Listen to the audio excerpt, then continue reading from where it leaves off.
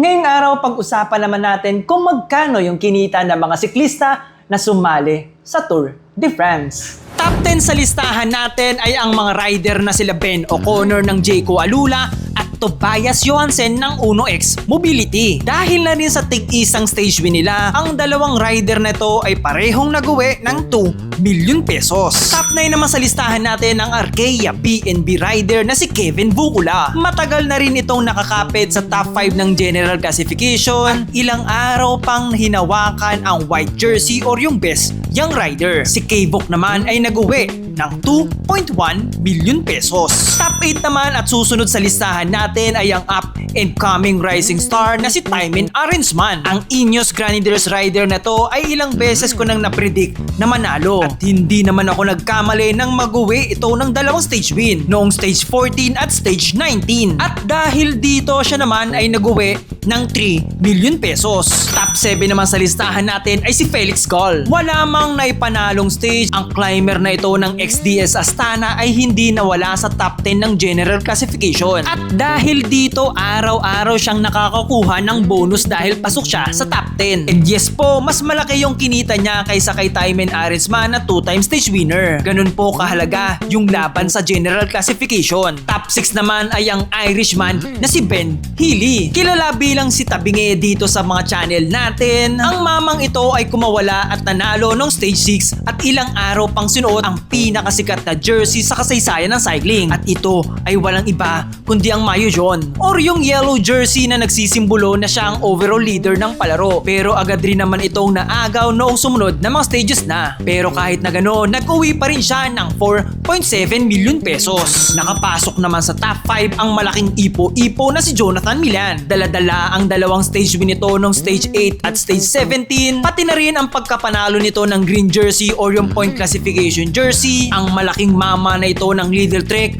ay nag-uwi ng 5.9 million pesos. Pasok naman sa top 4 ang batang-batang British rider na si Oscar Only. Matindi yung tiniis ng batang ito para lang makadikit sa top 4. Na kadalasan ay solo na lang siya sa unahan kalaban ang mga class S na halimaw. Pero kahit na walang stage win, nag-uwi naman siya ng 7.3 million pesos. Pangatlo naman sa may pinakamalaking pera ng iwi ngayong Tour de France ay ang 24 years old German rider ng Bora Red Bull na si Florian Lifovitz. Tulad ng karamihan dito sa top 10 natin sa listahan ay walang stage win na naipanalo itong si Lipo. Dahil na rin siguro sa pagiging domestic nito noong mga unang linggo kay Roglic. Pero kahit na ganon, matyaga nitong trinabaho ang oras niya na hanggang sa dulo ay nagbunga pa rin ng best young rider jersey at pagtatapos nito sa third place ng overall general classification. At si Lipovitz ay nag-uwi ng 10 million pesos. Top 2 naman sa listahan natin ay ang 2-time Tour de France champion at kapitan